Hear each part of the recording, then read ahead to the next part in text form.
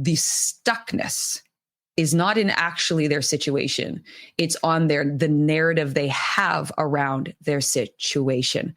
Now, this isn't new news, but when you hear it, fucking hell, you change your narrative, you change everything. Doesn't mean that the works is suddenly magically the easiest thing in the world, but you change the momentum. Like, it gives the distance, it opens things up. This is Motivation. I'm Laurie Joy Kingwell. And I'm Krissy Vann. We're two dreamers on two wheels inspired by our community. And celebrating the voices we're just lucky enough to discover along the ride. So if not already, like, subscribe, follow along, do what you gotta do to not miss an episode. Today's episode's called... Today, we're pulling over to look at something pretty fascinating. What it means to be an adult in 2025. So according to Google Trends, people are turning to the internet not for career tips or investment advice, but they're asking things like, is it normal to like stuffed animals as an adult? Can I go to Chuck E. Cheese as an adult? Turns out the road to adulthood isn't a straightaway. It is full of hairpin turns shaped by outdated perceptions. We're also seeing a spike in searches like, can you start ballet as an adult? Is it too late to learn how to do a sport? As if there's a finish line we've all passed without noticing. But here's the truth. Life doesn't have one set route. Vera Wang didn't design her first wedding dress until she was 40. Julia Child didn't publish her first cookbook until she was 50. And motorcycle legend Burt Munro set world speed records in his 60s on a bike he built by himself. Society hands us a map full of invisible deadlines, boxes to check, what we're supposed to do by a certain age. But when we focus and follow those made-up rules too closely, we risk missing hearing ourselves, a call to the turnoff to something we genuinely want, to what is for us as individuals. We deny ourselves joy, adventure, and even curiosities simply because it didn't match the version of adulthood we were sold. So if you're questioning whether it's too late to shift gears, start something new, or just ride with a stuffed animal in your saddlebags, this episode's for you. Let's talk about growing up, breaking free from those tired old rules, and what it means to redefine adulthood on your own terms. Start your engine and let's ride. This is your motivation. This is hard to believe that you're listening, and we are two adults based on if you followed this podcast for a long time, and especially if you've heard off-road. We are adulting in our own way over here, and it's probably what's attracted you to this podcast in the first place. But this is something and a subject that I feel every single one of us at certain phases of life can get tied up in. I think one of our first episodes, Laurie, if not the first few, we talked about that life script, that formula for happiness that we were raised upon, these internalized belief systems that were shoved down our throats because it's how life should be lived. Didn't you know? You're supposed to grow up, get your degree, get married, get the job, get the house, save up, have a pension, retire, and then you die. How terrible does the checklist actually sound? And I do want to say there could be people following that formula that feel an abundance of happiness in life. But if you are one of those individuals, I imagine that you're somebody that's attuned to the nudges and callings to help pepper your life with things that fulfill you. We start to think that age is a deadline. People think of the big birthdays. My 30s, I should have this. By 40, if I don't have this, I failed. By 50, if I don't have this, I failed. Age is not a deadline. It's a data point. It is a culmination of the years that you have been blessed enough to roam on this earth. However, we get this internalized pressure and the societal pressure on ourselves that if we haven't achieved certain things by a certain point, we have failed. And because our focus ends up so much on that, we also become our own worst enemy when we entertain in our mind's eye what we would like to invite in our life, because it feels like perhaps it's going against the grain. How many people do you know that travel to another country, let's say, and say, I wish I knew the language? but never get curious to ask the question of what would it take for me to learn the language now? Or how many times do you go to a musical performance and say, I wish I knew how to play an instrument. I wish I had learned when I was a kid, but rarely get curious enough to ask the question of what would it take for me to learn this skill set now? We start to judge ourselves of the why we didn't. Whereas I think Laurie and I's conversation is really, why not now? And unfortunately, I think that because we look at age as a deadline, for some reason, we allow ourselves to also buy into the belief that we've missed the boat if we've gotten to a certain deadline and didn't acquire the skill or the thing that brings us joy, or the big decision of moving to another country and being like, that ship has sailed.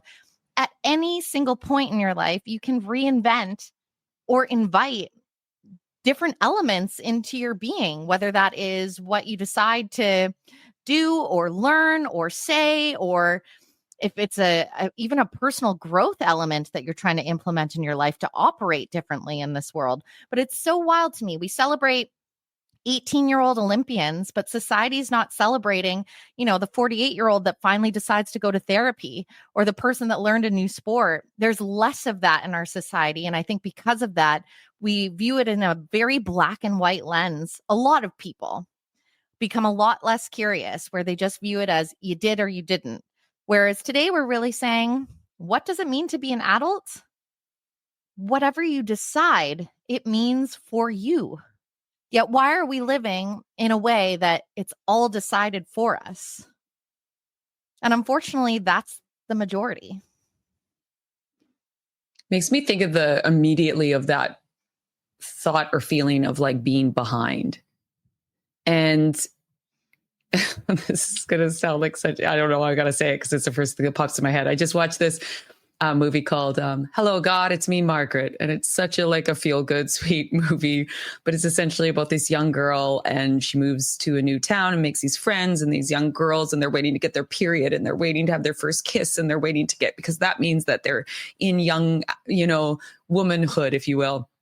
And the jealousy that they feel when the other friend gets the period and they haven't got it yet. That for me, right, there was a 100%. tree that you only got to hang out at if you'd had your period. I'm not even kidding. I believe you. And this is the thing, as I'm watching it, I was thinking, oh my God, yes, I remember all those feelings. I remember just being like, oh God, I need to get my period soon. I need to, and then even lying about getting your period just to say that you had your period, like in the movie. And you feel like, oh yeah, I remember having that. Even maybe I'll just say I did.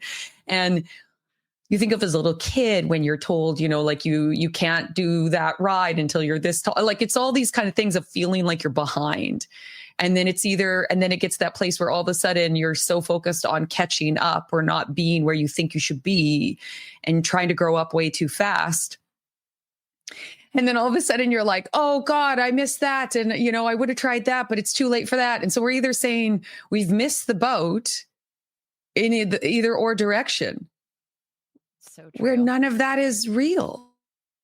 You're never behind or ahead, technically. You are if you're in a state of comparison, if you're looking at the other. I have a client, and I'm not going to give any details away, obviously, for confidentiality, but they're in their 20s. And it was such a moment where I'm like, oh, hurt my heart when they're sharing of, they're doing so many cool ass shit in their life and they can't see it right now. Because what they see is all these people around them. And they said, they got the big boy and the big girl jobs. They're adulting. And I'm like, oh, you're actually adulting too in the most beautiful way, because you're adulting in your own way, in your own set of discovery.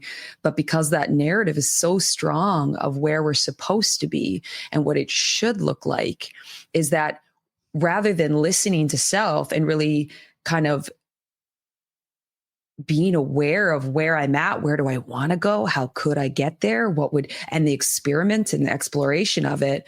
Instead, we're bombarded with the self-doubt, the criticisms, the stuckness, all the different things, because we're hearing this narrative, and then that narrative is being backed up by the visualization of all these other people that are following through with that narrative. And it's a trap. It's a very, very cruel trap. And there is, there's absolutely parts of ourselves that's really important to develop and grow. We're meant to grow, and we're meant to grow, forward, but it's not linear. I hate that grow up kind of thing, because sometimes you grow up and then you go down a bit and then you go up a bit, and you're like, that's part of it. You can't grow up until you go down a bit and sprout back up. But it's that, like, yes, we should be, challenging ourselves for accountability. We should be growing in those skill sets. We should be growing in our emotional regulation and our ability to take accountability for our feelings and those kinds of things as well. We should be growing in the being able to do things not when it's convenient, but because we've made not promise, but, hold ourselves accountable in that way too. Like, there is aspects where you're like, yeah, it's important. And if you are not at a space and stage where you're still acting maybe 16, but you are 24, yeah, these are important things. But if you haven't found your career path, or you are still in that exploratory travel state, or you're still doing a lot of hobbies and you're working a job that pays your bills, but you're really exploring things and you're doing well inside, okay. You don't need the big house. You don't need the fancy car. You don't need all those things if you are living in a state of wellness. But we, a lot of times, will actually not have that balance of wellness because we think that the fancy car or the house or the this or the that is going to equate the happiness, because that's part of the narrative and that's part of that trap. And we're seeing now more and more every day, we have more than we've ever had. And we've been more ill than we've ever been as a species. And so, yeah, I just think of that thing of, like, really pops into my head of, like, I'm behind, or I'm too far ahead. I can't go back. That's, that would have been a 20-year-old thing I would have done. Mm-hmm. And now I'm 30, or now I'm 40. I'm too old for that. But then I'm also, not wise enough to go there, or I'm not good enough to be up there. And so, like, it's just never enough. It's just part of the not enoughness. Yeah. And that constant, it's such a old and well-known saying, but the comparison is a thief of joy. But this is truly such a fine example of that, because you have this internalized pressure, to your point, since you're such a young age. And I want to point out, Laurie and I pulled this topic because it was on Google Trends. And for something to end up on Google Trends, it's because it is highly searched and it is spike in search volume, which means all those people that you're comparing yourself to are asking themselves these questions of, is it okay as an adult if I do X or Y? Is it okay if I get a nose ring, was one of them. Is it okay if I get braces as an adult? Like, these are real things that people are putting in their search term. And the reason why, which is wild, that they're actually asking Google these things, is because if you think about it, there are many horrifying things that could happen to us in this lifetime. But one of them that I can think about is, if my search history became public, we share with Google our deepest fears and our deepest questions. It gets very personal with Google. And so people are sharing this because it's the fear that they don't want to ask their peers, because they don't want to be judged. But to Laurie's point, we live in this era of, we never seem to have enough. But one thing I do know is that when you live by that supposed to agenda, you quite literally become a ghost in your own life. You're there. Mm-hmm. You're not actually, like, embodying this life that feels good to you. Everything starts to run on autopilot, and that becomes the norm. And you end up so disconnected from yourself that you are stuck in a life that feels hollow. And I think that the more we accept that over and over and over again, it actually becomes harder to identify. But we did a podcast on self-trust, I remember, Laurie, and that's what it comes down to. You start breaking promises with yourself. You start neglecting yourself, and you're actually eroding trust with self. It's how people become disconnected from intuition and all the rest of it. And that's why it's really important. I had a conversation with a colleague of mine, and I could tell that there was just this heightened energy of anxiety before she even said anything. When you can kind of just feel it walk into a room. And you're in professional context. But I also recognize there's a human being on the other side. So I just threw out the kind of like, here's a safe space, like what's going on? And luckily enough, and I say lucky because I just think it's a beautiful thing when human beings are able to recognize we're human beings and not always operating on prime. She opened up, and a lot of what was disconcerting in her life right now was really breaking those little promises with self. And it was because of the pressure of looking at the fact that we were halfway through the year and there were a lot of things that they had set for themselves really disguised under a feeling of where they should be in their life based on their age, that now they're halfway through and hadn't accomplished. And so they've been in this loop of really beating themselves up and saying, I've played it so safe. I played it so safe, and I'm realizing change really scares me. And they came to this realization over one element. And then they asked themselves the best question of all, in that, if I've come to this realization now, where else is that showing up in my life? And maybe that's why I'm feeling exactly where I am. And I said, I am so sorry that I know what that knot in your stomach feels like when you wake up every day, but I'm really happy it's there and you're listening to it. As I said, I get this feels awful right now, but this messy middle and recognizing that's the right question to ask is actually going to remedy all of that.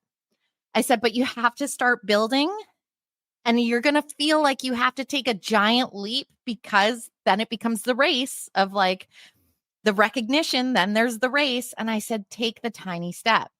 And then they sent me a photo because one of their big things was the weather's nice. I haven't even been getting out to like go for walks, and I live in the city. And I said, what's stopping you? Well, I'm drained all day from what I'm doing all day at work. And I said, well, it sounds like what you have in your life right now are only energy drains. But I said the inverse is actually how it needs to operate. You have to do the thing you feel too tired to do, because it's actually going to be an energy gain, and will start to balance things out the more of those you do. And I got a photo last night of them doing the walk, and then a message after of how good it felt. And I said, it's because you kept that little promise with yourself. And so really what these questions of, can I make a change? And as Laurie introed, these are, is it okay as an adult to pick up an instrument? Or is it okay as an adult to completely blow up my life and change careers and move to another land? Like, you can ask yourself big or little questions, but it really comes down to fostering self-trust and not allowing those internalized perceptions to have such a strong grip. And you have to give yourself grace if they do, because as Laurie teed it up so beautifully, this started in your childhood. So it's not your fault if those internalized pressures have such a strong grip on you, but you have to understand that it is all in your hands. Look around at some of this. Is actually, I know I'm bouncing here, but this is actually an excellent example. Walking outside my condo yesterday was something I'd never seen before. There was a man walking his partner on a leash in full BDSM getup. Now it would Stop it. You saw this around outside town? my window, around Why town. didn't I get a picture of this? Why did you not send? Okay, because I was like, I know you got a picture. Why did I not receive this picture? I get the rainbows. My immediate train of thought. I mean, it'd be easy to look because that is not the norm. So our human condition is to judge immediately, right? And say, Correct. well, that's weird. Like, that's the immediate thing. Well, where my mind went was bra fucking vo. The level of not giving a fuck over what people think of you and what brings you joy and your decisions in this lifetime, to walk down the street that proudly on busy East 2nd Avenue in Vancouver. I was just like, fuck yeah. Like, their level of give a fuck so low. And that's such a good example. They weren't Googling, is it okay if I walk my partner on a leash down East 2nd Avenue? They just fucking did it. And I imagine it probably brought them a lot of joy, right? I'm sure some giggles along the way. Made them real horny, I bet. Without question. They got real horny. They're probably very tired today. But I'm like, that was like, it's actually funny because it popped in my head and I was like, that's a real life metaphor for like, there are no fucking rules of how to live a life. But especially, Laurie, for you and I being in this midlife section, I feel as though people either are waking up to be like, oh no, it was a bit of a trap and I haven't been listening to myself, or leaning in so heavily to embrace those parts they've neglected and shone a light.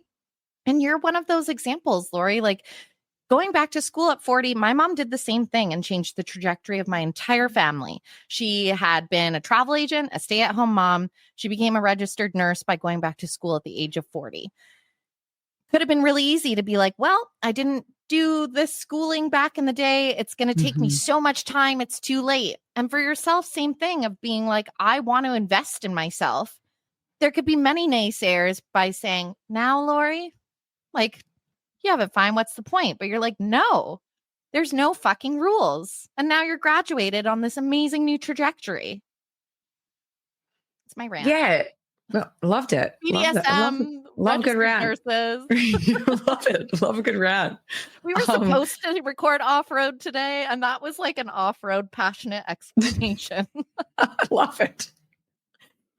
I think too, it's like, I really work hard. And I think this is the thing that changed for me too, is that, I guess it's like working hard to look at life as an exploration and a bit of an experiment. And that also allows the failures or it to not go the way that I projected it to go, is like, well, I still got some data, like just like anything, like an experiment done. I still got information. I found out like, oh, I'm actually surprisingly, that's actually a strength here. And I didn't realize it. Tons of weaknesses here, but that doesn't matter. I can just like, those aren't going to affect me here nor there necessarily. So it's not like, oh God, I got to get all these corrected and get a bunch of strengths here. But like, I'm always going to, point being is like, I'm always going to find out something from it. I'm going to learn something from it. But the exploration part really helps, because I think too often, including myself, I've gotten into the trap also of like putting on my fix-it hat. I've got to fix me. I've got to fix me like I'm something that's broken. We're not broken. There's nothing wrong with me. There's nothing wrong with you. There's elements in which need to be healed. There's elements in which need to be integrated. There's parts of ourselves or that are still, behaving out of what used to be adaptive, which means it used to really help us at a certain time, kept us safe, it kept us loved, it kept us connected. But now as an adult, it actually is maladaptive, which essentially means it kind of self-sabotages. And so, yes, there's parts of ourselves that we need to integrate or give new jobs to, let's say, of like, yeah, good looking out there, but I'm going to give you a new task. Like, let's work in this direction. But I really look at it as like, it's really helped me to look at it, life and myself as a person, as like, I am my own experiment in my own. So an explorer hat and a little bit of like a lab coat that I make sure I put on in my visual. And that really helps me versus my construction fix-it hat.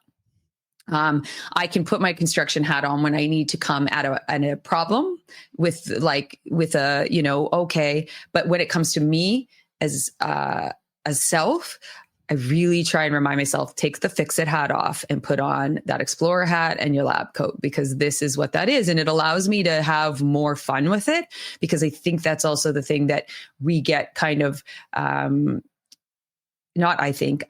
really believe, and I think there's enough data to back that once we're transitioning into that teenage stage, we start to get it by peers as well as society beaten out of us. That exploration and that all of it, because it's one of those things that we get rejected or we get judged or we get criticized because, and best of intentions, but our parents and our coaches and our teachers and that whole world come in, right, with their version that got kind of like beaten out of them too in its own way, not literally, sometimes literally.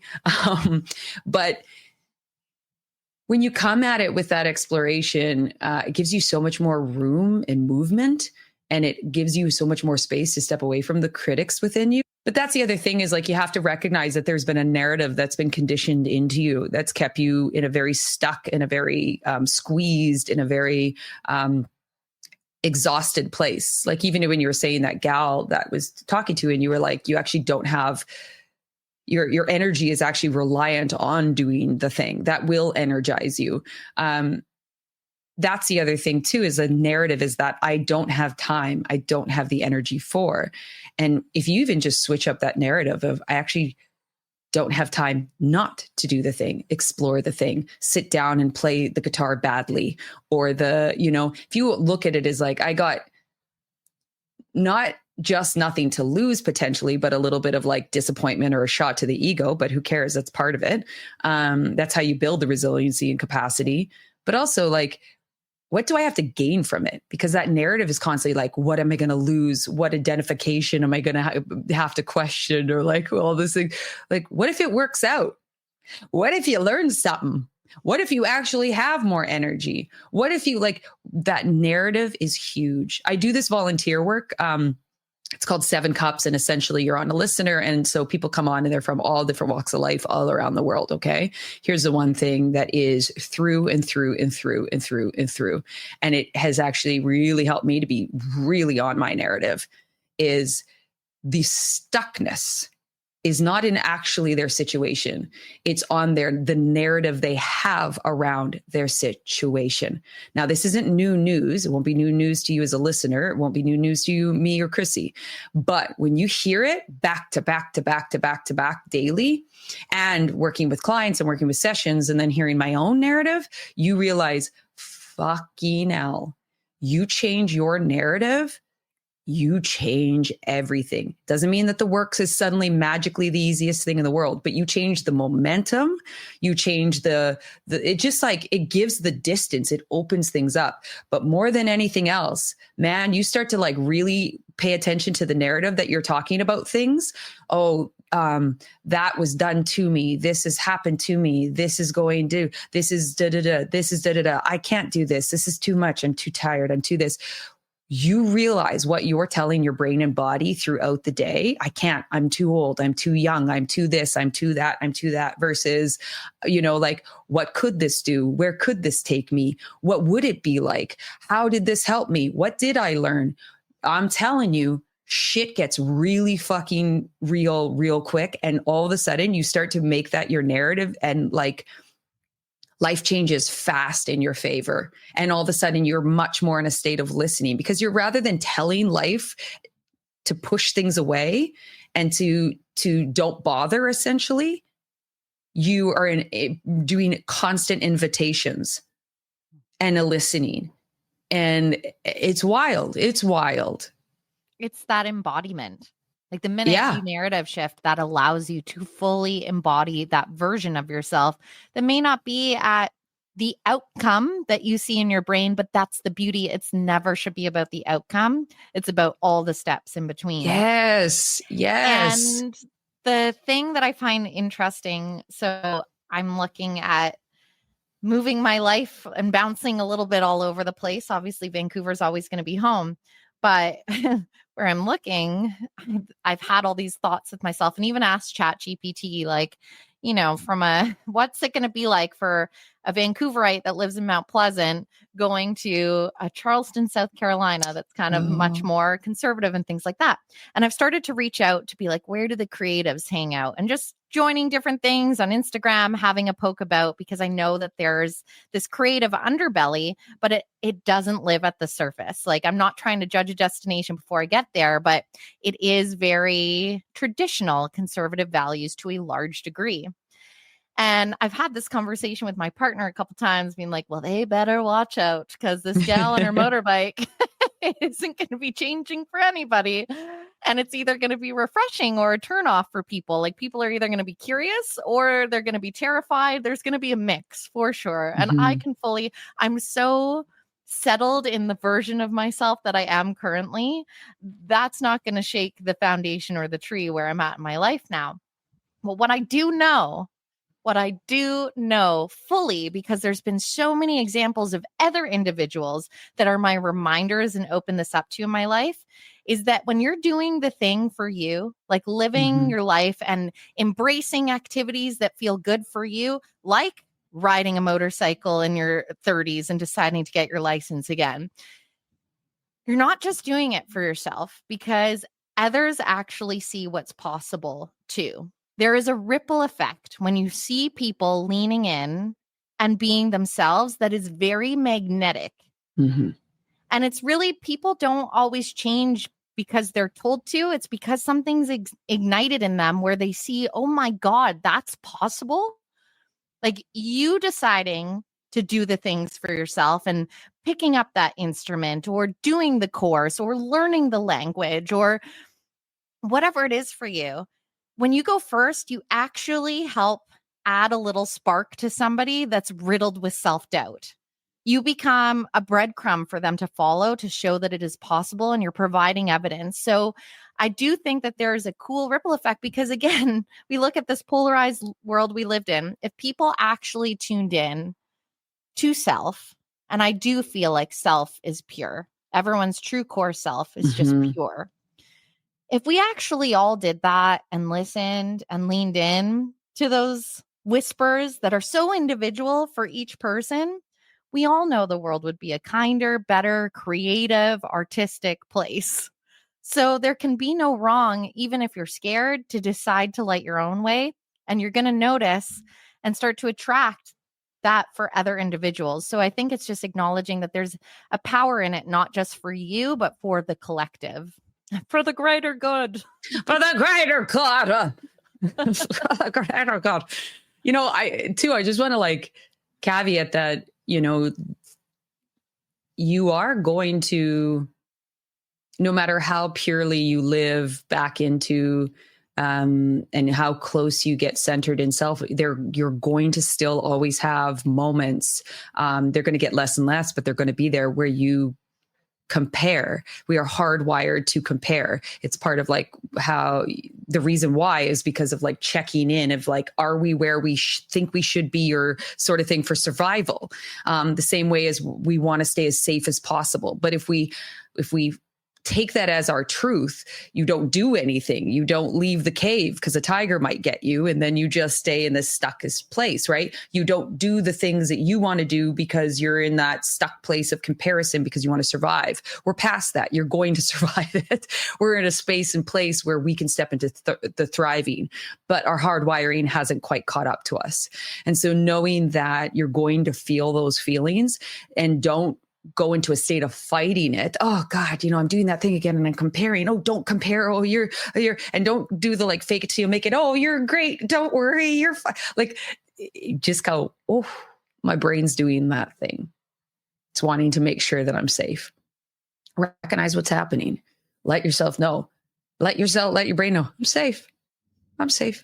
And then remind yourself, because this is one of the ways in which it really helps me, is that reminding myself where I'm just like, hey, there's no point in looking outwards. And you get in, if you feel a tinge of jealousy, reframe that to inspiration. That's because that means something to you. That's because that's something that's pulling you towards it. That's great. That's great information because it created an emotion in your body, right? And I so love it's that. Like, I just want to but jealousy, turn it into inspiration. Yeah. Felt like I wanted to linger on that for a moment. No, I think it's important because, man, there's no one out there that's like, jealousy, I've never felt that. Tell me more. Like you know? And so it's one of those things where it's like, allow yourself to hold it as an inspiration. And then, like we said, well, what would that look like? Where would you start? What's a micro step? But also it's that I remind myself, because there can be a lot of, as much as I'm like proud of myself that I've done this in my 40s and all the things, there's that part of me that's just like, you started so late. You're and I have to remind myself, you didn't start late. You started it exactly when you as an individual were meant to do that thing, because it wasn't like the 20 years prior were for naught. I was cultivating all of this experience and all these different, contexts and people, and that real life education is invaluable. And it was what allowed the schooling to be what it was. And it allowed it to then take its turn and its form and integrate that in. And so I have to always just kind of pull it back and say, oh, my brain's doing that thing. It's wanting to make sure I'm safe. Don't worry. Not only am I safe, but I'm actually in a thriving space. We're good. And it almost immediately dissolves that feeling of comparison. is by understanding and acknowledging to my body. Because when we fight it, my brain's like, now you're being really unsafe. Don't fight me. I know best. So by acknowledging within self what's happening, that allows the real thing to have, in your nervous system to be like, okay, good. I'm glad you heard me, and then actually look at it as like, look, I am my own human being with my own past experiences, with my brain and my mind as it works for me, as what's my strengths and my weaknesses, the things that I love, the things that ignite me, my passion, my personal soul, like all of those things encompassing. As long as I'm in a state of listening, it's an impossibility to actually look out and compare, because it's all made up. And then also, I hope no one ever compares themselves to me, because that's also, there's no point, because it's like, you're not me, I'm not you. And it's such a liberating thing, because then you really start to realize there's no real mistakes. Because even if you make a mistake, you can pivot, you can learn, even, and there's some that are harder than others by all means, that you really have to make peace with. There's things where you're like, oh man, like that disrupted my life, that feels like that will forever affect my life. Yeah, maybe, but you can still find growth in that. You can still find the learning in that. Maybe that is part of your experience and story. That maybe is, because if it could have happened differently than it did, it would have, and it didn't. So it probably wasn't supposed to. And or the other option is sit in regret, sit in stuckness, sit in the woulda, coulda, shoulda. That's your other option. You're privy to both. It's your choice. That's your narrative. But isn't that the beauty of us as a conscious species, is you have choice? Look, you might be right, I might be wrong, but I'm going to still choose this way, because I'm telling you, the lightness, the feelings, the wellness, that one drove me straight into depression and anxiety. So I'm going to choose this one, because this drives me in a very different way. It's in many ways, sometimes is a lot harder on the day to day in certain ways, just because you have to sit and do the things when you don't want to do the things. You have to check your narrative. You have to get up at 6 a.m. and do the treadmill when I just like to sleep a little more, or whatever it is. Like, it's these like small things, but the overall well-being, I'll choose it any day. I'll never go back. And so I just kind of put it out there. And that's not I think there's enough people that back us, Krissy, out there in the world, in whether it's from the, neurological, psychological studies to spiritual leaders to not the culty ones, the ones that aren't wanting to be gurus. But I think, not the ones taking all your money. Being not the ones that are also like, not the ones telling you to date your cousin or uncle, like, but I think there's enough to go off of to say, maybe there's something here, and maybe this whole narrative of what it means to be an adult was all made up, like, what do I want to do that doesn't look like the adulting script that I also want to do? And I also want to check in. And so at night, you're like, I adult in the way that I adult. And what does even adulting mean? I'm in this space, in this place, at this time, in who I am, and I'm doing the best that I can. And maybe there's a pivot, and maybe there's a narrative switch, or maybe there's something to look at. But like, all right, let's do that tomorrow. What's the micro step? And that be good enough, because it is good enough. Well, and for the record, they're not just going home asking themselves the question, am I adult? Did I adult? What is an adult? They're going to Google and Googling it. And that is why it is on Google Trends. We have the evidence. That it is true. And with that said, motivation.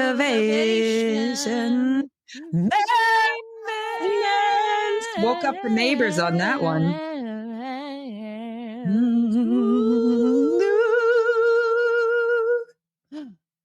We had to get that out, because I know the last episode we had to do it really fast because I had a meeting. So it's like I really needed a solid. That's right. Okay, mine's really fast, but based on what you said, of basically the choose your example, getting up on a treadmill at 6 a.m. You don't really feel like it, but it's the micro step to get there. One of the things that I constantly hear people do is a beautiful self-sabotage of, oh no, I am going to do that and I want to, but I'll do it when I have blank in place. There's always a reason. It's like the people that are like, I'll go to the gym if they're wanting that for themselves. Once I start actually already being fit to go to the gym, start before you're ready. Book it, whether it be the class or making the call. Take the tiniest step, even if it's filling out an intake form to get more information. Start before you're ready, because you will be able to convince yourself a million reasons of why you're not ready. And that thing that you want to do all of a sudden is going to be 6 months away, 1 year away, 5 years away, 10 years away. Whereas you could be looking at yourself in a decade instead, being like, oh my gosh, I did all that. Yeah. It makes me think, I just love this. Someone said it on a podcast I was listening to, and I cannot remember his name. I can visualize him, but he was like, thinking about doing the thing is not doing the thing. Preparing to do the thing is not doing the thing. Buying the things to do the things is not the things. Talking about doing the things is not doing the things. Thinking about doing the things is not doing the things. And he goes on and on and on. And then he's like, doing the thing is doing the thing. Yep. And that one helps me so much when I'm like, oh, I'm going to do that thing, but I'm like, oh, talking about it's not going to do that thing, Laurie. Like, what's doing the thing? Doing the thing. And so I'm like, right, go do the damn thing, you know? Mine is a kind of a repeat of two things that I've mentioned before. One is around the narrative. You know, when I was really challenging my narrative, I had a really hard time doing it on my own. And so I started listening every morning to YouTube motivational compilations by everyone from, athletes around the world kind of thing that they did these compilations with, or Maya Angelou or Oprah Winfrey, Brene Brown, whatever it is, like people that I find have lived it and that they're sharing it sort of thing. And I've done it now for 12 years. And I started off as it to help me adjust and to see things differently. Now it's the way that I see things. But because I find it so profoundly useful, I listen to them every single day. I always do. I can't not. I could not, but I find it sets me up. And so, and it's such a good reminder. So if you need a little bit help with narrative, I would highly suggest that, finding ones that work for you, making a playlist and listen to them every single day. You're rewiring your brain. And the other one is, we've got all these lists of the rules that you need to have to be an adult, is giving yourself a permission slip of what it looks like for you. And so a piece of paper that says, I give myself permission, and write down all the different things that you feel as though, oh, I shouldn't because, I can't because, again, once you go with that narrative, or, that's not a priority. That's a fun thing that I just don't have time for because I need to adult instead. Write them all down. I give myself permission to, and keep it in, your pocket, your wallet, whatever you got. Not your pocket. You'll wash your pants and that'll be done. Put it in your phone. You don't wash your phone. Look at it every day, and just start even with that of like Krissy said, do the thing. And one of the things that's on that permission slip. So my big things around like, let's switch up the narrative, and then action behind that new narrative. Love it. Well, my quote, it says George Eliot, and then in brackets, Marianne Evans. I'm going to go that Marianne said this first. She sure did. It is never probably did. Right. Sorry. She probably did. It is never too late to be what you might have been. Mine starts off with the exact same thing. I almost thought we had the same quote for a second. I was like, oh, whoa, what are the odds? Which would be hilarious. But at first I was like, whoa, mine's unknown. It's never too late to answer the call of your curiosity. True adulthood isn't about following a premeditated timeline. It's having the courage to pursue what speaks to your soul, regardless of when the voice finds you. That, my friends, is your motivation to do the thing. Do it. Do it. You've just listened to the Motivation Podcast with your host, Krissy Vann, and me, Laurie Joy Kingwell. Thanks for joining us along the ride. We've got new episodes dropping every Monday, and we're all about community. So follow us on Instagram at Motivation Podcast and visit our website at themotivation.com. And in the meantime, tanks full and full throttle.